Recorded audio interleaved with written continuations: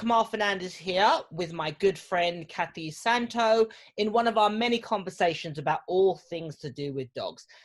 Today, we are talking about rehoming dogs and rescue dogs specifically, and the decisions about whether there is ever a right moment to rehome dogs. Obviously, in this current climate, people have got puppies in the lockdown, and there seems to be a little bit of a trend of people now realizing that when they go back to their normal life, a lot of dogs are a full-time commitment. And is there a right time and a wrong time to rehome a dog? I thought I'd have this conversation with Kathy from the States, of Kathy Santo Dog Training in New Jersey. It's something that she deals with on a regular basis in many forms, whether it's rehabbing dogs that come into her school or dogs that she's taken on. Dash is one of them that I can think of that she's rehomed and rescued. Just FYI, it's something ridiculous like 6 a.m. and Kathy looks like she's about to go on a dinner and date with us with Eric. It's so bloody annoying. This is what Kathy does to me. I look like a bag of doo-doo, and Kathy looks like she just walked out of the salon, her hair looking all so I'm a morning Kathy. person. I love morning. Good morning. How are you? I am good. Got my tea. I'm good. This is You really did the Starbucks magic. run at 5 o'clock in the morning. I did, but they open at 5:30, probably for me. Because usually I get my tea at 5:30 and then I go out to train. Where's Eric then? Eric, where are you? He's in the kitchen. Okay. Oh, he went with you? He did. Gosh. I'm like, let's get started. He goes every morning. Oh, bless We him. go out to train, and then I'm training, and he's in the car reading something. And then sometimes I'm like, could you put my articles out, please? Bless Could you Eric. We prove love this Eric. today? Yeah, the marriage is strong. Okay, so obviously the conversation is sparked really by several reasons. Those of you that follow me on Facebook would have seen that I've recently had a puppy that I bred, went out to an owner, but he actually came back to me about a couple of months ago now. He's now called Reset, so you can follow him on Facebook. As an additional, I am running my current course, which is called The Jungle Book, which follows the life of my two dogs, Jungle and Hottie, my Malinois puppy and my Border Collie puppy over the 12 months. And now it's going to include Reset in that journey. So 3 puppies you get to follow me, train and interact with, and how I deal with each of their individual personalities over the 3 years. I thought it would be an interesting conversation to have with Kathy about rehoming dogs, taking dogs on that have been rescued or rehomed. Is there ever a right time or right moment to rehome a dog? And when you do take a dog on that's rehomed, what sort of things should you be considering? So Kathy, from your point of view, you guys obviously have dealings with a broad section of dogs, and you have Dash, who is a dog that was rehomed at, was it 3? 2. It's been a year, and he was 2 when I got him. Yeah. So you have also other dogs in your own that are rescued. So Summer was, yes, she was in a home and had a bloody fight. She didn't at home for 3 or 4 years, had a bloody fight with the other female in the house. And, it was just, what it was like? It was like a bad marriage. Yeah. And then the other dog I have, Kodiak, he was the puppy of a celebrity that I had been training with, and then he got big. He looks like a dire wolf. He's huge. Huge, yeah. And so they were like, oh, he's too big and he sheds too much, but can you keep him and we'll visit him? That's okay. Yeah. And then Elisa has a Cavalier, Lily, and she was rescued from a puppy mill. She had like 10 litters. Yeah. And she just, and so every single one of them comes to the table with challenges. Yeah. But with Kodiak, I'd been training him since he was 8 weeks old. So that was like, he was my dog anyway. He stayed in my house all the time. Like she hardly saw him. Yeah.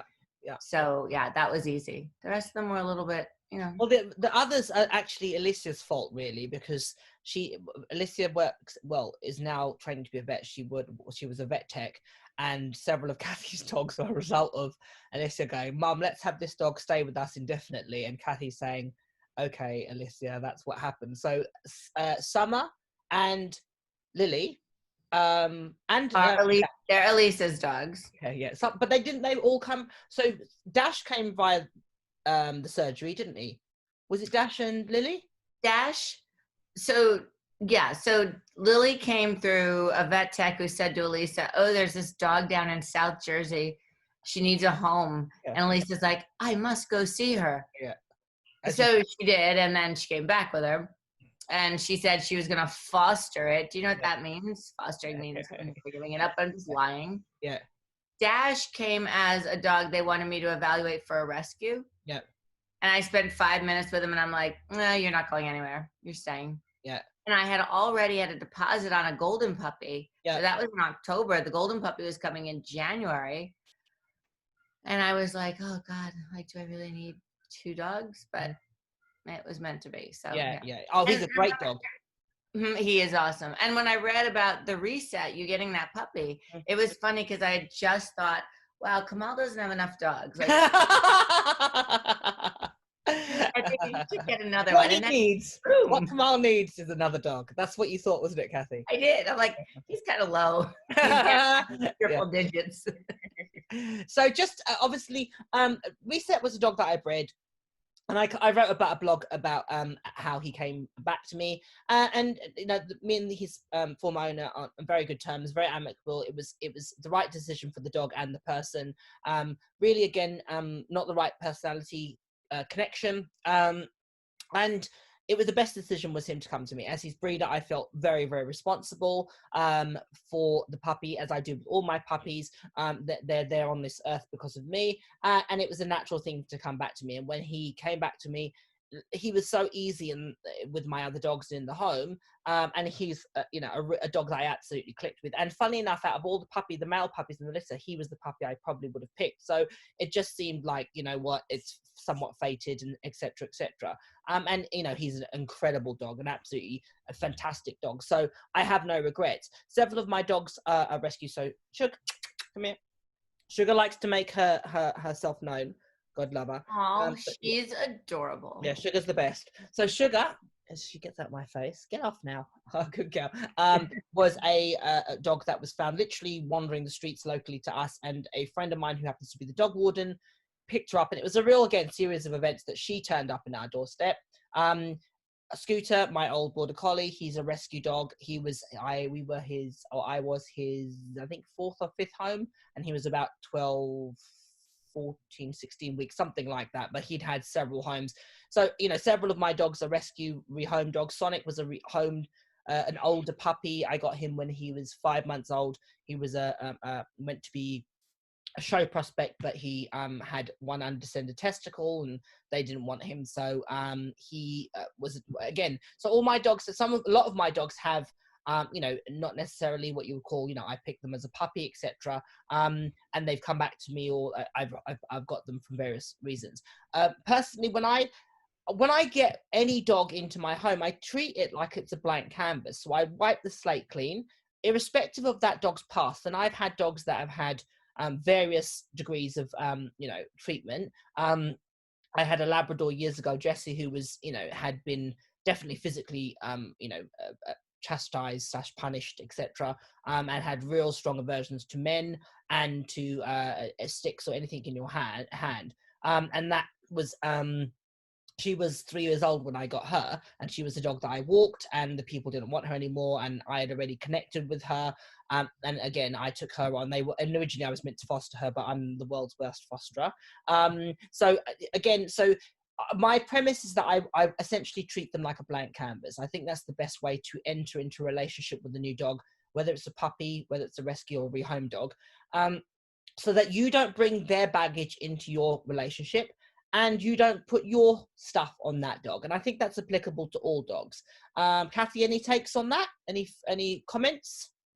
Yeah, I mean, and I think because we're trainers, we have an upper hand in all this. Yeah. Because we can read the dog. Mm-hmm. And so the things that we heard that we don't see, we just, you know, we're not going to create that problem in a dog. Yeah. Also, you have to remember that a dog who is rehomed usually was like a bad marriage, either with the people or the dog. And that's the case with Summer. She was just in this household for 4 years. Yep. And the older shepherd was kind of picking at her, and she would just submit and like skulk away. And that was her personality. So that's also a part of it, right? How is the dog wired? Yeah. This dog was wired to be like that. And then they got a new puppy, and that German Shepherd snipped at the puppy, whether it was warranted or not, doesn't matter. And Summer couldn't defend herself, but she could defend the puppy, and she went crazy. And the fight was so bad, they both got stitched, the Shepherd and Summer. And it was like the third in a line of little fights, but this was the biggest one, and she was just like, I can't keep this dog. Yep. So what did Elisa say? Elisa said, we'll foster her, Mom. And how long's that been? How many years now? She's sleeping in the bed now. 4 or 5, yeah. I think the thing, so in being in truth and full disclosure, at one point in my dog training journey / ownership, I was very judgmental about rehoming and the prospect of rehoming. And I was very much like, you know, you get a dog and irrespective of the situation, you persevere through, etc. And it was several experiences as a professional dog trainer and, you know, dealing with a lot of behavioral situations and behavioral clients that really gave me an epiphany about that in certain circumstances, for all parties involved, it is better for everybody and safer for everybody if that dog isn't in that environment. And I think that there's a distinction between you know, the dog, you know, it doesn't, say for example, as a sports person, a dog sports trainer, because the dog can't, you know, do a certain sport, that's down to me, my inability as a dog trainer to train the dog to do the sport. That's a very different conversation than saying I have 2 dogs, they absolutely hate each other. You know, I am not in a physical position where I live in a, you know, 1-bedroom house, I don't have the space and I work, etc., to be able to have those 2 dogs and manage them safely. It's causing me a lot of anxiety and stress. There's a lot of situations where, in truth, you are better off finding a home where that dog and you can both be happy. You know, I've had this very candid, emotional conversation with several clients where they, to be truthful, actually, it's been a real gut-wrenching process for them to have the realization that they might not be the right person for the dog. And with the best intentions in the world, you do get circumstances where, situations where that is most definitely the case. How about you, Kathy? Have you had that experience, or what's your take on it? You know, the first time I experienced somebody giving up a dog, it was a big name trainer, and it was decades ago. And I remember just thinking exactly what you said, like, how do you give up your animal? Like, that's so terrible, like, blah, blah, blah. And the reason was they weren't clicking as a team. She was riding the dog way too hard. She knew it. And she said, you know what, I'm going to give this dog the gift of a better life because it clearly doesn't. She said it's like trying to put a housewife in the Olympics. The dog didn't want to train. And maybe that was a shortcoming of the method she used, or maybe it was just the dog.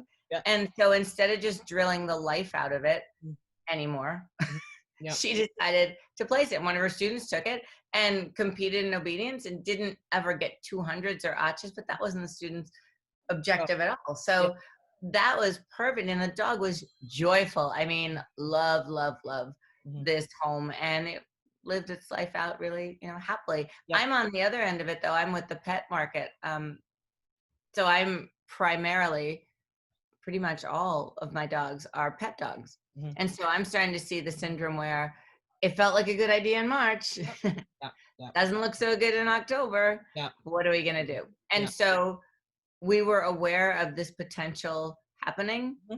And so we've done a lot of free Zoom things, free classes, support, like whatever we can do to get these people to stay with the dog as much as possible. Obviously, if it's something big like aggression in the household or something they can't manage, that's one thing.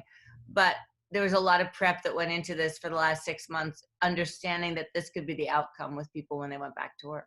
Yeah, I think that's, you know, certainly part of the conversation is, you know, people get a dog for either the wrong reasons or they don't do their research about what they're getting, and you know, the fact that, one, it's a dog and it's going to need exercise and it's going to need stimulation, etc. So one of the things that I certainly am seeing more and more of is people getting more high drive dogs, and working type dogs. So lots of Malinois that I've come through for behavioral stuff that people get thinking, oh, I saw one on the telly or I saw one being trained, and I'm going to get one of those, and not realizing that they are not for the faint heart, and they don't do just the life of going around the park, once a day and that's it. That's just not in the breed description.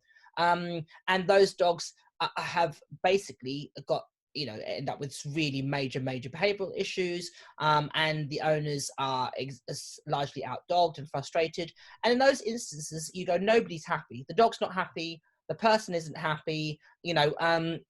And as I say, people that have got puppies in COVID, they thought, again, it would be something to entertain the children.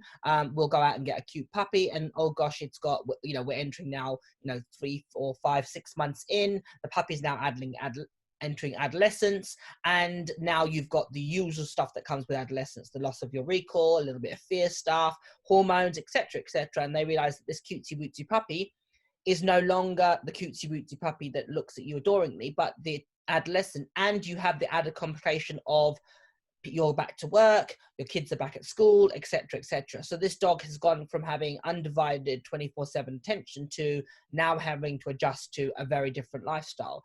That situation does frustrate me, in truth, because you go, you've got to look into what ownership of a dog is, good, bad, or indifferent. It's taking them for a walk, it's feeding them, it's veterinary bills, it's exercise, it's stimulation, it's all those bog standard basic things that if you're contemplating a dog, you really should be thinking about first and foremost. And then to have the epiphany that, I can no longer commit to those things is frustrating for the likes of us, because you think, well, a little bit of, foresight would have got you, and, wouldn't have put you in this predicament, and certainly not have a dog that now potentially has behavioral problems and has to be rehomed. So that can be frustrating. Getting the wrong type of dog for your situation, again, can be prevented with a little bit of research, speaking to people that own that type of dog, looking on Facebook. Facebook is great in a lot of ways because there's a load of breed specific Facebook groups for that type of dog, so you can do research, ask owners, ask questions of, I'm thinking about getting this type of dog, what do you think, what's your experience of them. You're going to get a lot of different opinions, but you can get a gauge of, is this going to suit my lifestyle? If you are a person that is limited with time, etc., it's not to say don't get a dog, just pick the type of dog that's going to suit your personality. And in that instance, there is thousands of rescue dogs out there of lower energy, lower drive that will absolutely suit your lifestyle. And it's about doing a little bit of research. Your take on it, Kathy? Yeah, so I think that because we have a school, it's a facility, it's a campus now, you've seen it, we're able to offer a lot of things that are going to help people keep their dogs in their home. So daycare is one of them. Day school training is one of them. We have a large team. We have a large place. I mean, we have outdoor run area, an AstroTurf yard. So we now have an underwater treadmill. Yeah. So when they first come to us, tell them about all these options, because we know they're going to hit that point that they're hitting now, which is, okay, my life has gotten complicated and the dog is an adolescent. So what do I do? So we're able to offer that. And I think that really helps. It gives them the option to drop the dog off in the morning and it gets played with and it goes swimming and it does all those things. And at the end of the day, they get back a dog that they can manage because most of its needs have been met. Yep. Now, the test driving, I feel like people test drive cars and they don't test drive dogs. So when somebody calls us and they're like, we're thinking about getting a puppy, we're thinking about, I don't know, a Great Dane, we always try to get them to a lesson or a class where that dog is going to be that we already have, because we pretty much have all of them.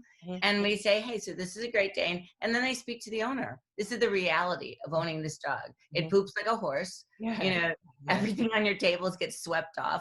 And if it leans on your children, they will fall down. So, having that kind of reality and that touching and that interaction. And some people leave those interactions and say, I had no idea they drooled so much. Or I had no idea with a doodle that I had to get it groomed every 4 to 6 weeks. So, it's putting in all those options to help people that you see before they come to you with a dog and hope to make a better match. Absolutely. But, sorry, go on. But the giving up, we try to sit down with the owner and say, if you're thinking about giving up this dog, do you feel like you've done everything you can do? Like, what other areas are we not attacking? How about your management? How about the exercise? So we're really on that let's make sure you've done everything before we get to that point. So I feel like it's like a big support group for people. Yeah. Yeah. I think that's really, really critical. If you're in a position where you are, frustrated by your dog and you're thinking about rehoming it, do yourself and the dog the service of trying every option, trying out,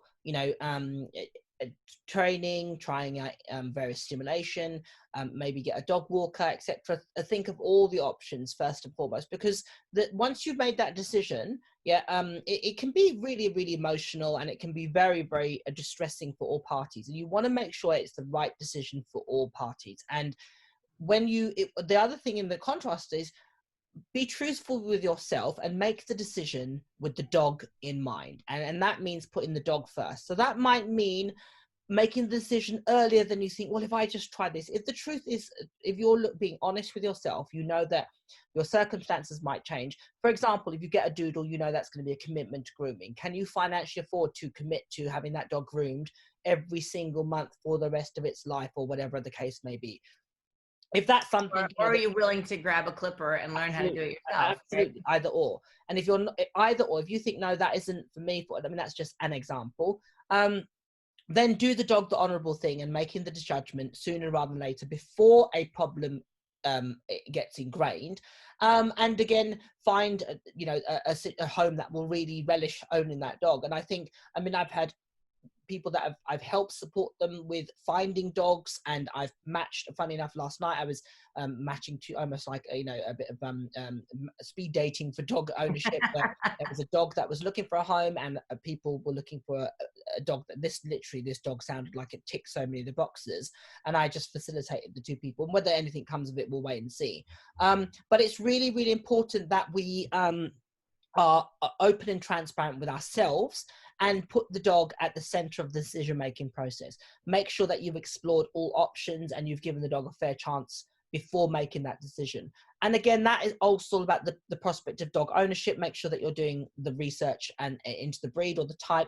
And my conversation I have with people getting a puppy, whether it's as a breeder, people come to me, or my students that are thinking about getting a puppy or a different breed, I ask them very candidly, what is it that you want in a dog? And I want you to be really truthful with me. I don't care if you say, well, to be truthful, I like walking my dogs, but I actually I'm quite it's not a big thing. I don't want to be having a dog that's going to need loads of energy. I don't want something that's going to need excessive stimulation. On the contrast, you might be, no, I want something that can go on long hikes, and I want to be doing this with it, and I want to be doing that with it. But I don't, I've got kids, so I don't want it to be this type. The more information you can give somebody, you can, and certainly for those involved with rescue people will tell you, if you're thinking about taking a rescue dog, they can find you a dog that's going to suit your purpose and your lifestyle, and hopefully get you the right match. It's a bit like, dating. You need to be as truthful as you can. I like to do this. I don't like to do this. I don't want a dog that does this. This is my, my requirements, etc. Be as candid. Even if you go, do you know what? I'm not big on grooming. I don't mind, putting a brush over it once or twice a week, or once a week. But I don't want to be extensively maintaining coat. Great. Then let's rule out X amount of dogs for you and find a dog that has a more manageable coat type. Or you might be a person that goes, I commute on the transport. I want a medium dog, so if need be, I could pick it up. I travel a lot. I like to go away on weekends. So let's find a moderate, small to medium dog that's really easy. That I've got a smallish car. So all those practical things that you need to consider when you are looking for the dog for your family and your lifestyle. And those things are really, really important to discuss beforehand. And the other thing is, when the rescue tells you about the dog, do find a trainer that you trust to evaluate the dog, because a lot of people adopt a story. Don't adopt a dog, they adopt a story. And rescues are awesome, but it doesn't mean because they love dogs that they can evaluate temperament properly. So I'm always evaluating dogs for people to make sure it's going to be a good fit in their home, whether it's the first dog or the second dog, which conversely is a harder dog to pick. I always think your second dog is harder because you got to match to the first and make it work, versus your first dog. As long as it's great with people, you're good. I think this is also a really good time to mention that I rehomed a dog, and it was a border collie. and I had gotten her with the intent to compete with her. And Kamal and I worked together pretty much weekly through that era, incident, whatever we want to call it. And it was a really good experience. I had her trained like amazingly. She was brilliant. She picked up things quickly. She loved the work. She could go, go, go. One small problem, it was aggression. And it wasn't aggression that could be fixed. It was aggression that's who she was. It was not trustworthy. And she would have been fine in a home, but she would not have been in a competition ring ever or at a dog show ever. And so my trainer... In truth, Kathy, even looking at her specifically, is being truthful, was she truly happy in the way your life is? You have a high ratio of like people are always in and out your house. It's a really busy household. There's always somebody there staying that, you know, like one of the kids' friends or somebody will suddenly turn up and, you know, come into the house. You'll have, and at the school, there's a high density of people and dogs. You know, you're always toing and froing. You go, was she, you know, you look at it back retrospectively and go, she probably needed, which is what she's got, a calmer household, fewer people, definite routine, you know, this is what happened at this time, and that would have kept her safe and happy, which as it happens has, as opposed to, you know, the way in which your lifestyle is, it just didn't mesh and marry up with that particular dog, which is really, really, you know, sad. However, the outcome was that actually she's living her best life. Yeah, and now she's a diabetic alert dog. Yeah. For one of my trainers who's not in New Jersey. And it's her and her fiance and her three dogs. And it's perfect. I mean, it was a management nightmare because she would bite. Yeah. And, you know, I think when people hear a trainer say that, you know, a trainer that's trained as much as you and I have, when we say the dog was unsafe for us and was not trainable through us, that should give you a full understanding of the level of aggression that I dealt with her. And actually, it was in that litter, save but one. I think they were all sort of leaning to that. Yeah. I mean, I think so. And on that, you know, the first dog I actually ever owned was in Australia, and it was a Kelpie cross German Shepherd called Dusky. And actually, we got her from a rescue. We got her from the RSPCA in Sydney, and we had her probably about 3 months. And what happened was my dad got a job back in the UK, so we'd emigrated to Australia, and my dad got a job there, and he got offered a job back in the UK, so we all had to emigrate back to the UK. And at the time, the quarantine laws were that the dog had to be in kennels for 6 months, etc. And we couldn't, there were several factors. One, we could not afford to, you know, we didn't have a lot of money. You know, when we came back, we had to live in a 1 bedroom, you know, literally a 1 bedroom, not even a flat, it was just 1 room, literally. We didn't have a lot of money. We had to send the dog back. We couldn't justify it on so many levels. We would have owned that dog for less time than she would be in kennels, and she was only a puppy. So we ended up taking her back to the rescue, and they, you know, hopefully rehomed her. We never knew, etc. In truth, I was about maybe, well, I got scrunched when I was 9, probably about 7. And I remember that vividly, that whole experience. I can remember driving to the rescue and how traumatic that was, and how a big thing it was for me at the time, and how impactful. So I absolutely understand that the conversation about rehoming dogs, whether it's taking on a rescue dog or making that decision to, is not one to be taken lightly. And I absolutely understand all the emotion involved, and I understand all the issues that relate to that. However, and for that dog in my circumstances, it was the right thing to do, in that, you know, I hope that she found a great home. But the reality of that dog being in a kennel for 6 months in quarantine was, you know, in comparison to her, you know, she was only about 3 or 4 months when this was happening. You think you can't justify that, you know, and as I say, financially, we weren't in a position to pay the fees for quarantine, etc. So there was things again, and that's the thing to empathize with people, that sometimes it isn't so straightforward as going, even with the best intentions, I want to keep the dog. You know, those things are sometimes out of your control. And that's the life lesson that I've certainly had when it comes to rehoming dogs. When taking dogs on, coming back to that aspect of the conversation, I always think sometimes it's hard to assess a dog in kennels because sometimes, oftentimes they won't show their true characteristics, and often dogs will be shut down. And whilst they might not manifest it or show it in a way that's, introverted, a lot of dogs won't show them true selves for, I say, about 3 months once you get them home. You've almost got to allow them to, decompress and get comfortable, and then their little character traits come out. Those that follow me on Facebook and Instagram, etc., will see, I was involved with a program called Dogs Might Fly, which was filmed several years ago, where we took 12 rescue dogs and trained them to do this really grand task of flying a plane. And all those dogs came from from rescues all across the UK. They were sourced by our team prior to filming, and they were breeds including a Malinois, a Kelpie, a working line border collie, etc. And the background for all of them was very much a common theme was they were adolescents, they become more problematic in their behavior, change of circumstances, classic things that people have when they rehome dogs. And as a result of that, they ended up with us. But again, when we started to work with them, it took a little bit of time for us to break down those barriers that those dogs had inevitably created and start to connect with them and form a relationship, and now allow us to not only see their true character, but also to get the best out of them. And I think that's something to consider when you're working or taking on a rehome/rescue dog. Any thoughts on when you take on a rescue dog? How about Dash? What was he like when he came home?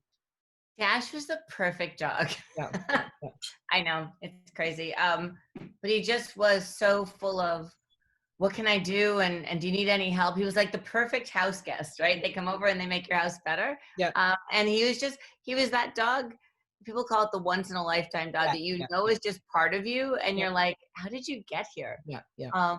I would say zero. To be fair, isn't it? That's an exception. That is an exceptional dog to come across, isn't it? Most dogs that you're going to get, even if you get as a blank canvas, are going to have some issues to overcome. And I think with rescue dogs, certainly, or dogs that you're rehoming, you need to allow them that little bit of time to come out themselves and to show their true characters. And I think Summer was a challenge. Yeah. Summer, because she was stitched up. Yeah. And she was just post attack and trauma, and so she pretty much slunk around the house. Even when you saw her, within the first year or two, she was still like, oh my God, is somebody going to attack me or whatever she was worried about. That took a lot of work. And it was just, for her, it was confidence building. For Dash, it was teaching him things, adding in obedience, which he had none of. He was just obsessed with the Frisbee. Lily, the Cavalier, Elisa just carries her everywhere, so I'm not sure what her limitations are.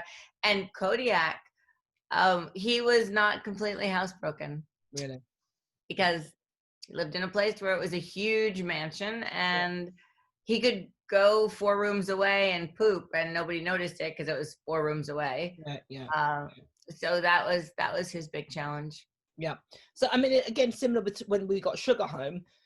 Certainly, I'd say she definitely was introverted when we first got her. She was very apprehensive around us, and I show it, on YouTube, me developing play with her and working on her play as a medium to build confidence and form a relationship. I mean, now she's my constant shadow. But again, she was very much introvert. The other thing that she had going on is that she, as it transpires, has a chicken allergy. So when we brought her home, obviously my dogs are raw fed. And the diet that instantly that I gave her made her feel really unwell, and made her and contributed to her anxiety. And it was only by speaking to the team that I work with, the Pro Dog Raw, which is the company that I'm sponsored by, and they were their nutritionist, and they advised me about changing her diet and different things that we did. And it's now that made a massive difference to her behavior, and it's that is sort of things that you need to. I mean, she has and she, to help her with her allergies as well, because she also has other little allergies like a grass allergy. She has a 6-weekly medication to help with her allergies. Well, again, that's a commitment when you take on a rescue dog that you don't always know that you signed up for. This is going to be a lifelong, hopefully she's going to be with us for years to come. Well, that's going to be a financial commitment forever until she's no longer here, that we have to commit to. We have to get her tablet for her, and she has to have a special version of her diet, etc. It's those little things that she needs grooming. She's a coated breed, that she's part poodle, again, it's those things that when you take a little cutesy wootsy dog on, that you need to go into fully aware of. And again, as I say, when you bring them home, oh, hang on, Kathy, 1 second. Oh, sorry, I just got a call there for a second. Hang on. So, I can edit this out. Hang on a second.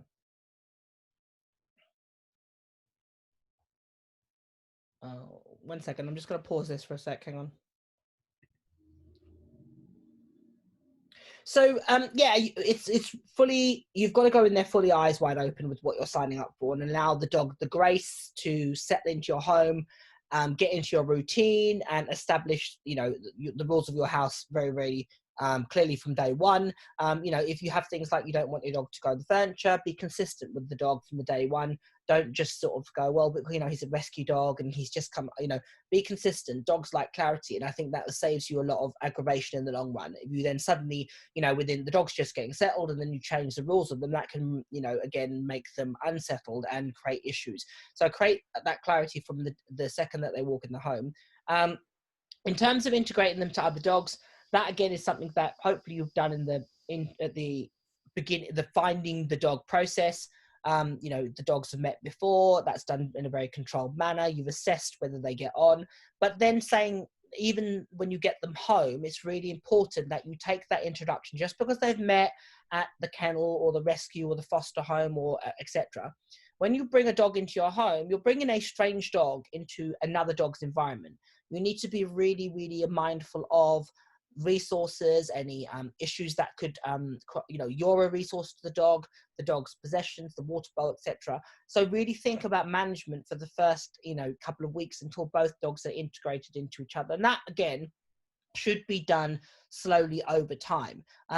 Especially if you have an older dog that's ingrained in a certain way, make sure that you do it progressively. Sometimes, don't get me wrong, some dogs walk in, they instantaneously just gel with all the other dogs and you're away. But my advice is to take that initial meeting process cautiously so that you get it right, so that you don't have an issue which could then affect the relationship for the, however long that you have the dog.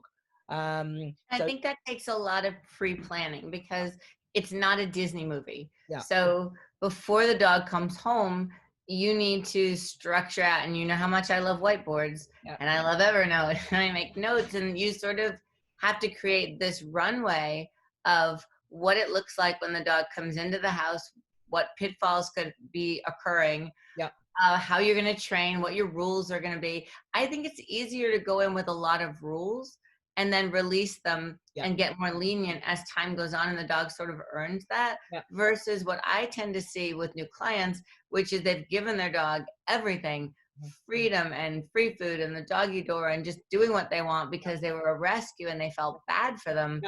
But now what they're seeing is all this behavior that they've actually reinforced and taught. So much better to go in from the beginning with a structured plan and then evaluate week to week. Like, how's it going? Do I need to pull back a little more? Absolutely. Or can I add in some things? And working with a trainer helps you because it has somebody else who knows what they're looking at maybe a little bit more than you do, give you the honest opinion versus what your family is saying and versus what your head is telling you. Yeah, absolutely. And that's a really good point to make is, whenever I get dogs into my home, I do this cathartic thing where I give them a bath when I first get them. That's just my little silly thing that I do. And in my mind, I'm washing away anything of the past of them. And that's, as I say, it's a cathartic thing for me.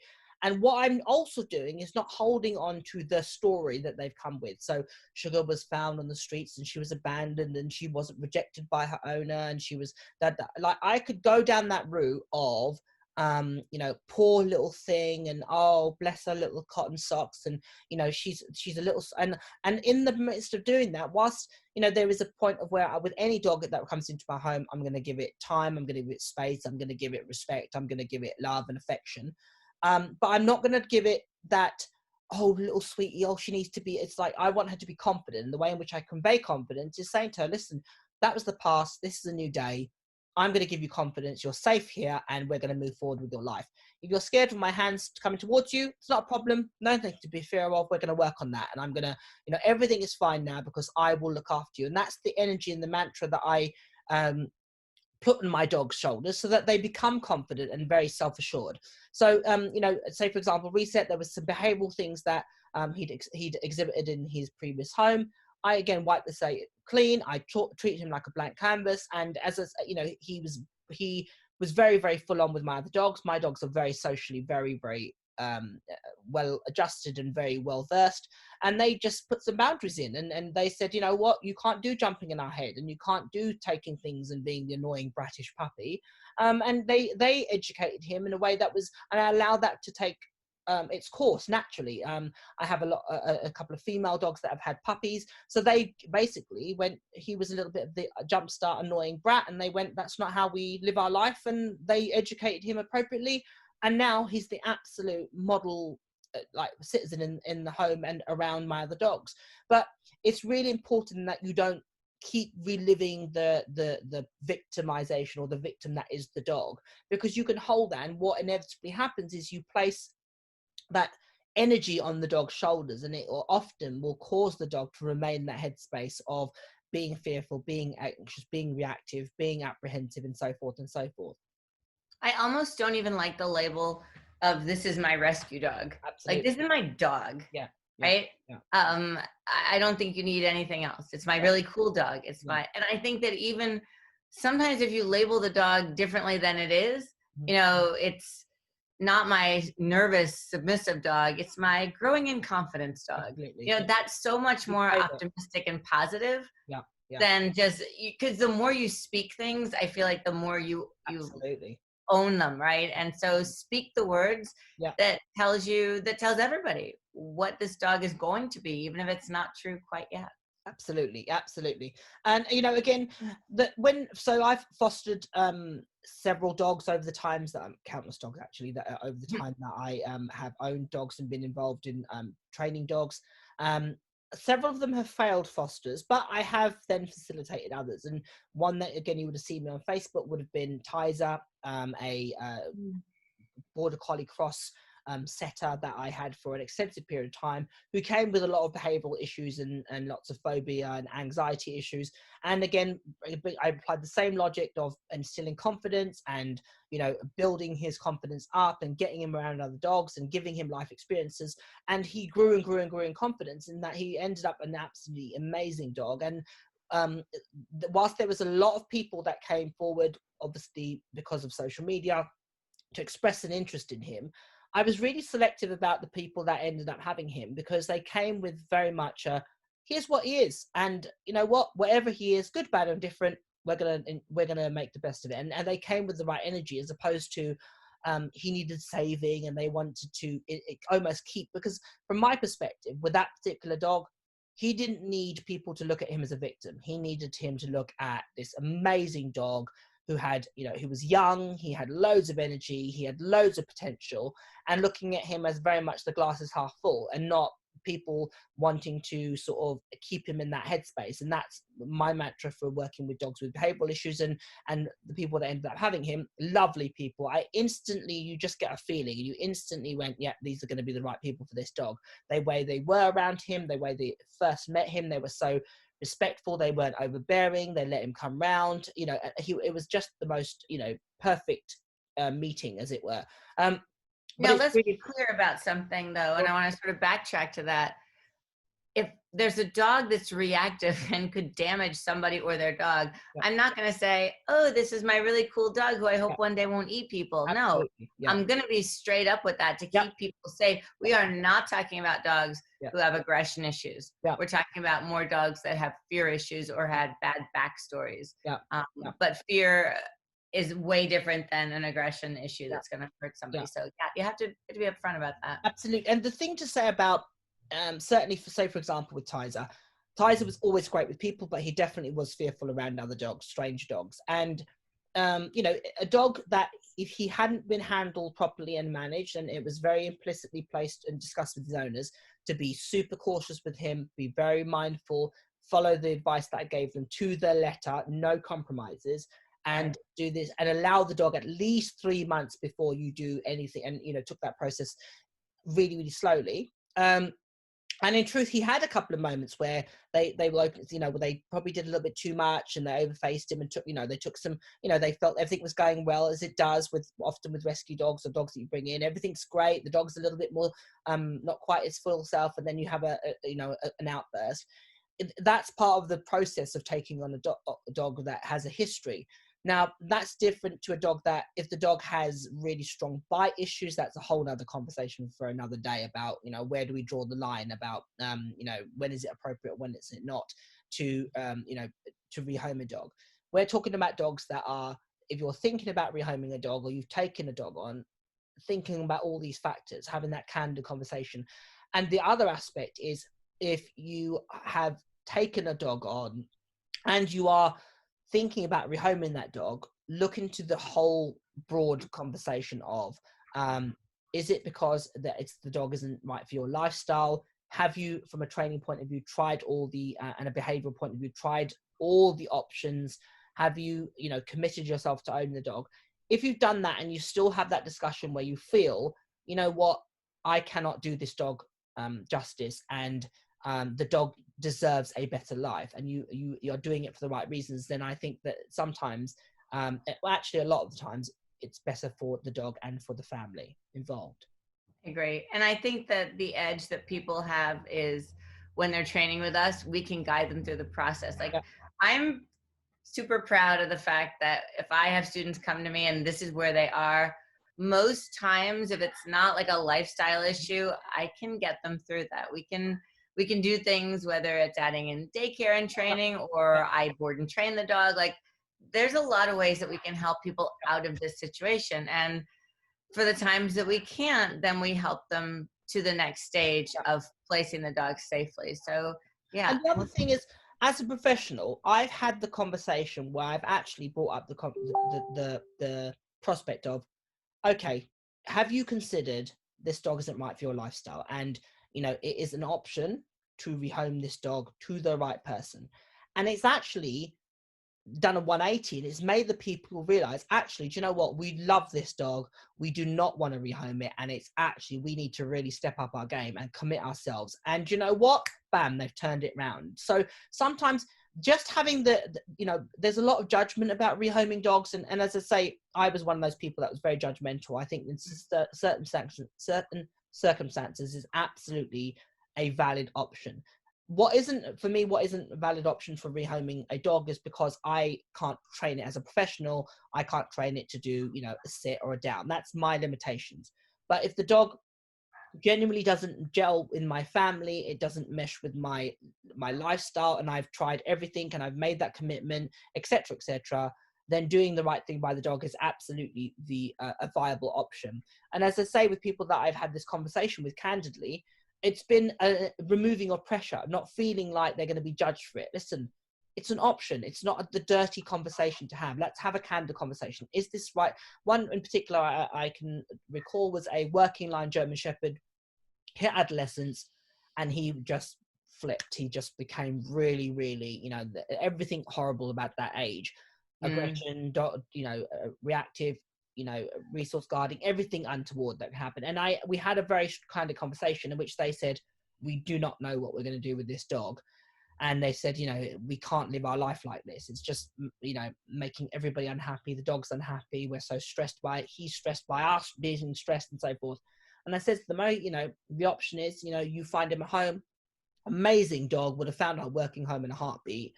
And I said, you go away and have a think about it, between yourselves. I put the cards on the table, and then I removed myself from the conversation. I allowed the owners to have a dialogue as a family. And I said, look, I'm going to give you, 48 hours to go and have this conversation, and I will call you and we'll discuss and we'll see. And they came back within 24 hours and said, no, we are all in. We are going to turn this around. And then we went through behavioral modification, and we looked at, various options. They had him castrated. Again, another conversation itself, but for them, it was the right decision. Within 24 hours of having him castrated, they messaged me and said, we cannot believe the difference. We've got our old dog back.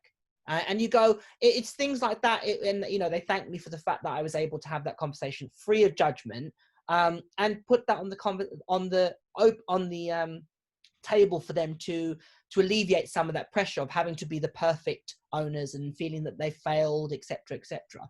And I think that's another part of our roles as professional, to have the conversation in a way that it is free from judgment and allow the people to come to their own conclusions. And think outside the box, right? Yeah. So you have support with your team, Yeah. and your team should be your breeder, Yep. if you have a breeder, Yep. your trainer, and Yep. your vet. It's Yep. You're not alone in this. Like, you And should the have rescue. And one of the, sorry, just interrupting. I did a seminar which I met one of the trainers from the National Dogs Trust over here, Dogs Trust in the UK, and they give a lifetime commitment to helping with any training problems throughout the whole, any dog that comes to them. And I think that's absolutely amazing. So rescues are another part of that team that, you know, call your breeder or your trainer or your dog walker or your rescue, and get everybody on board of, if you're struggling, don't feel alone, so that hopefully rehoming them isn't an option, that with a strategic plan enforced, you can make this dog the model citizen, the one that you're proud to own.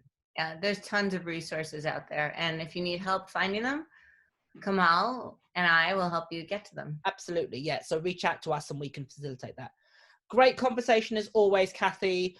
Thank you very much for your time. I hope this has been enlightening and empowering to people about the candid and sometimes uncomfortable conversation of when and if it's appropriate to rehome a dog, whether it's bringing one into your home or deciding that the dog isn't right for your family and to put the dog's needs first. All aspects of the conversation. It can sometimes be uncomfortable to have it so candidly. I'm grateful for Kathy for being the person that we can have this conversation with and being so open and transparent. I wish everybody all the best for their dogs. Stay safe and enjoy.